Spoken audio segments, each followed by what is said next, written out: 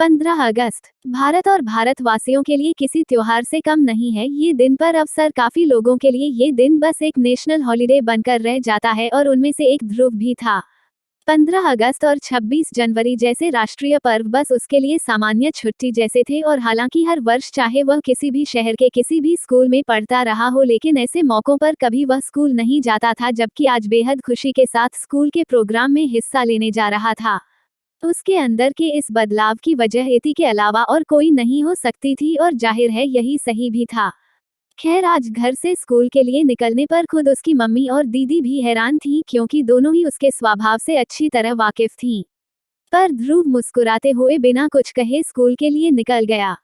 School पहुंचने के बाद उसने देखा स्कूल के चौकीदार काली प्रसाद, जिन्हें वो काली भैया कहता था, स्कूल के बाहर मैदान में बड़ा सा स्टेज सजाने में जुटे हुए थे, जिसमें स्कूल और हॉस्टल के अधिकतर बच्चे उनकी मदद कर रहे थे। अंदर घुसते ही उसने काली भैया को गुड मॉर्निंग विश किया और स्टेज तक लोहे की भारी सीढ़ी ले जाने में उनकी मदद करने लगा। खैर, उनकी मदद करने के बाद ध्रुव बड़े हॉल की तरफ बढ़ा, जहां इंटरमीडिएट और हाई स्कूल की कुछ लड़कियां बेहद ही खूबसूरत रंगोली बना रही थीं। उनमें से दो को ध्रुव ने फौरन पहचान लिया। पहली तो जाह्नवी थी, जो उसी के क्लास में पढ़ती थी और वो प्रद्युम्न की गर्लफ्रेंड थी, जबकि दूसरी लड़की यशी थी, जो इति की क्लास में पढ़ती थी और उसके बारे में ध्रुव बस इतना जानता था कि वो बेहद अच्छा गाती थी। खैर, उसने पास जाकर देखा और पाया कि उन लड़कियों ने रंगोली से बेहद खूबसूरत भारत का नक्शा बनाया था, जिसके भीतर गांधी जी, सरदार पटेल और भगत सिंह के चित्र भी बेहद खूबसूरती से बने हुए थे। रंगोली से ध्यान हटाकर उसने बड़े हॉल में चारों ओर देखा, पर उसे इति कहीं भी नहीं दिखी। इसलिए वो सीधा गैलरी से होकर अपनी क्लास की ओर चल पड़ा, जहां उसे उसके कई दोस्त मिले, पर सबसे हाथ मिलाने के बाद वो बिना रुके अंदर चला गया और सबसे पहले गया।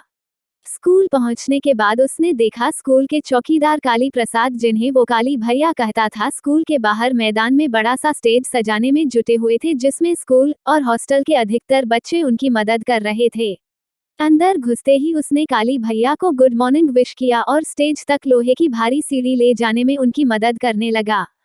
खैर, उनकी मदद करने के बाद ध्रुव बड़े हॉल की तरफ बढ़ा, जहां इंटरमीडिएट और हाई स्कूल की कुछ लड़कियां बेहद ही खूबसूरत रंगोली बना रही थीं। उनमें से दो को ध्रुव ने फौरन पहचान लिया। पहली तो जाह्नवी थी, जो उसी के क्लास में पढ़ती थी और वो प्रद्युम्न की गर्लफ्रेंड थी, जबकि दूसरी लड़की यशी थी, जो इति की क्लास में पढ़ती थी और उसके बारे में ध्रुव बस इतना जानता था कि वो बेहद अच्छा गाती थी। खैर, उसने पास जाकर देखा और पाया कि उन लड़कियों ने रंगोली से बेहद खूबसूरत भारत का नक्शा बनाया था, जिसके भीतर गांधी जी, सरदार पटेल और भगत सिंह के चित्र भी बेहद खूबसूरती से बने हुए थे। रंगोली से ध्यान हटाकर उसने बड़े हॉल में चारों ओर देखा, पर उसे इति कहीं भी नहीं दिखी। इसलिए वो सीधा गैलरी से होकर अपनी क्लास की ओर चल पड़ा, जहां उसे उसके कई दोस्त मिले, पर सबसे हाथ मिलाने के बाद वो बिना रुके अंदर चला गया और सबसे पहले इति की क्लास में नजर डाली, पर वो उसे वहां कहीं नहीं दिखी। हालांकि उसकी सहेली पूजा उसे जरूर दिख गई, पर वो निराश होकर अपनी क्लास की ओर चल पड़ा, जहां जय और विराट उसका इंतजार कर रहे थे। तुमने उसे देखा? उनके पास पहुंचते ही सबसे पहले उसने यही सवाल दाग दिया। नहीं भाई, मुझे नहीं दिखी, जय ने सीधा सा जवाब दे दिया। मुझे लगता है अभी नहीं आई वो, विराट ने भी जय की तरह ही जवाब दिया, जिसे सुनकर ध्रुव और भी हताश हो गया। और उदास होता भी क्यों ना, आखिर सिर्फ उसी के लिए तो आया था वो आज स्कूल। खैर, उसकी उदासी ज्यादा देर तक नहीं चली, क्योंकि गौतम ने क्लास में घुसते ही चिल्लाकर उसे बता दिया कि इति बाहर बड़े हॉल में है। ये गौतम वही लड़का था जिसे पहले दिन विजय सर ने बाहर भेजकर दोबारा आने को कहा था। उसकी बात सुनकर वो एकदम से उछल पड़ा और लगभग भागता हुआ बाहर गया, जिसके चक्कर में हाई स्कूल की एक लड़की से टकराते टकराते बचा। और हॉल में पहुंचते ही उसका दिल दोगुनी तेजी से धड़कने लगा, क्योंकि बलासी खूबसूरत लग रही थी आज उसकी इति। आज लग रहा था जैसे उसने बालों में शैम्पू करने के बाद ना तो बाल सुखाए थे और ना ही बांधे थे, और इसीलिए खुले बालों में वो कयामत ढाती हुई लग रही थी, जो इस वक्त छोटी क्लास की कई लड़कियों के बीच खड़ी उसी रंगोली को देख रही थी। खैर, तभी पीछे से आकर्षित ने उसके कंधे पर हाथ रख दिया, जिससे वो अपनी कल्पनाओं से उबरकर वापस स्कूल के बड़े हॉल में पहुंच गया। और तब उसने ध्यान दिया कि अकेला सिर्फ वही नहीं था जो इति को देख रहा था, बल्कि और भी कई लड़के थे जो उसे घूर रहे थे, और फौरन ही उसके अंदर गुस्से की जबरदस्त लहर उठी। उसका दिल तो कर रहा था कि इति की ओर देखने वाले हर लड़के की आंखें फोड़ दे, और सिर्फ इतना ही नहीं बल्कि वो चीख चीख कर बोलना चाहता था कि उसकी इति सिर्फ उसकी है और उसे किसी दूसरे को देखने का कोई अधिकार नहीं है। लेकिन अफसोस चाहकर भी वो ऐसा कुछ नहीं कर सकता था, क्योंकि वो नहीं चाहता था कि इति को पाने से पहले ही खो दे। उस पर इति के प्यार का खुमार इस कदर चढ़ चुका था कि इति के अलावा उसे और कुछ दिखता ही नहीं था। अब ये उसके प्यार का खुमार था या उसका पागलपन, जो भी था, पर उसके लिए तो बस यही सब कुछ था। और उसके इस एकतरफा प्यार की नियति क्या होने वाली थी, ये सिर्फ वक्त को तय करना था या उसकी किस्मत को। इसके बाद उसने देखा कि इति ने उसे देखने के बावजूद जानबूझकर अनदेखा कर दिया, जैसे कि वो म्यूजियम में लगा मोम का कोई पुतला। और फिर वो दूसरी तरफ चली गई और इस बार उसके साथ ध्रुव की क्लासमेट लक्ष्मी भी थी। दोनों बड़े मैदान में टहलते हुए बातें कर रही थीं। और उस वक्त उसके मन में भी लक्ष्मी से बात करने की इतनी जबरदस्त इच्छा उत्पन्न हुई जितनी कि उसे पहले कभी भी अपने किसी क्लासमेट से बातें करने की इच्छा नहीं हुई थी। लेकिन वो सिर्फ इति के बारे में जानना चाहता था थोड़ा, और ताकि उसे जल्दी ही इम्प्रेस करने के लिए कुछ कर सके।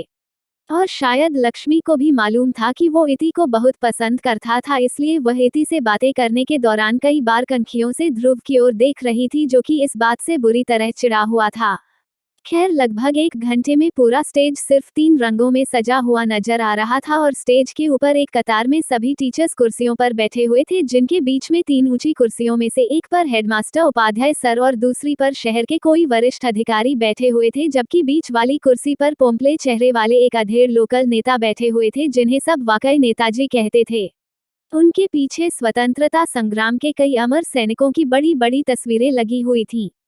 जबकि स्टेज के बीचों बीच एक माइक रखा हुआ था, जिसके आसपास काफी सारी खाली जगह थी। वहीं विद्यालय के सभी विद्यार्थी स्टेज के सामने मैदान पर पंक्तिबद्ध लगी कुर्सियों पर क्लास के अनुसार बैठे हुए थे। दाईं ओर छोटी लड़कियों की कतार थी, जबकि बाईं ओर सभी लड़के बैठे हुए थे।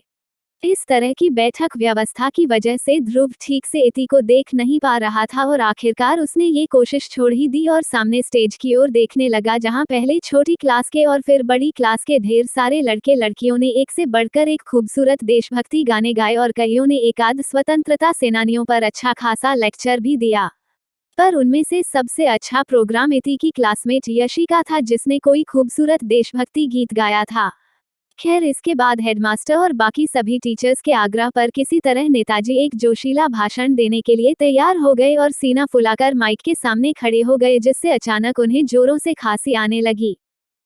और कुछ देर बाद उनकी खांसी बंद हुई तो एक बार फिर वे भाषण देने के लिए तैयार हो गए, लेकिन इस बार उन्होंने सीना फुलाने की कोई बेकार कोशिश नहीं की, जो कि उनके लिए अच्छा था, क्योंकि उन्हें देखकर ध्रुव को ऐसा लग रहा था कि कम से कम उनका आधा सप्ताह तो डॉक्टरों से चेकअप कराने में निकल जाता होगा। और इसके बाद नेताजी जबरदस्त जोश और बेहद उत्साह के साथ भाषण देने लगे और बिना रुके 15 मिनट तक बोलते चले गए। इस बीच कई बार लोगों ने उन्हें रोकने की कोशिश की, लेकिन नेताजी को लगा कि वे उन्हें और बोलने के लिए प्रेरित कर रहे थे।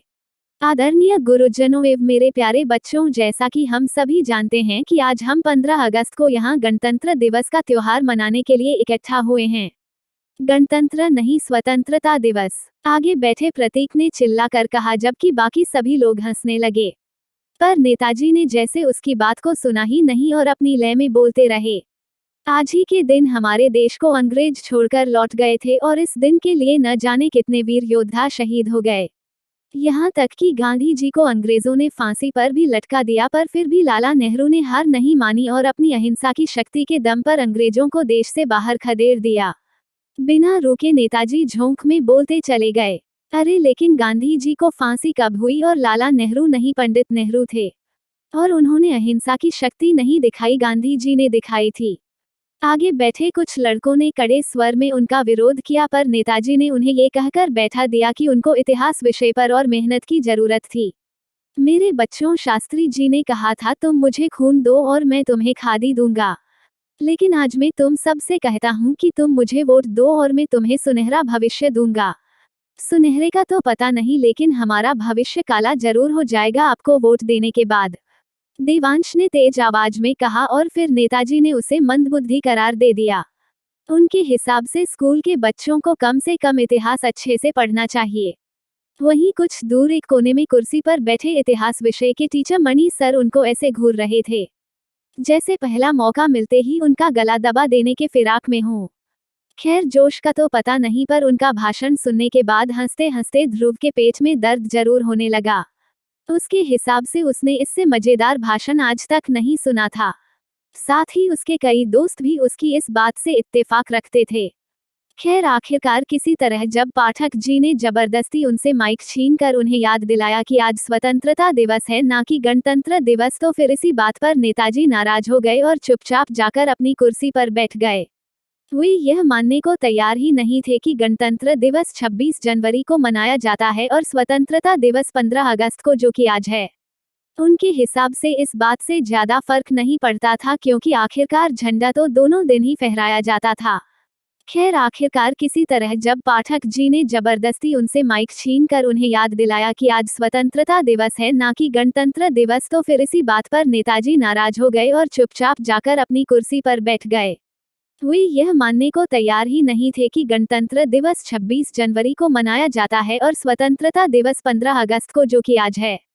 उनके हिसाब से इस बात से ज्यादा फर्क नहीं पड़ता था, क्योंकि आखिरकार झंडा तो दोनों दिन ही फहराया जाता था। इसी तरह प्रोग्राम खत्म हो गया और सभी को लड्डू बांटने के बाद छुट्टी दे दी गई, पर इससे पहले कि ध्रुव इति को एक बार फिर देख पाता, वो तेजी से निकलकर अपने घर की ओर चल पड़ी और उसे उस दिन दोबारा न देख पाने का ध्रुव को बेहद अफसोस हुआ। दोस्तों, इन कहानियों और उपन्यास को नए तरीके से आप तक पहुंचाने में बहुत मेहनत लग रही है। आपसे रिक्वेस्ट है कि वीडियो को लाइक करें और अपने परिवार के साथ शेयर जरूर करें। और दोस्तों, आपने अभी तक इस चैनल को सब्सक्राइब नहीं किया है तो कृपया जल्दी सब्सक्राइब कर लें।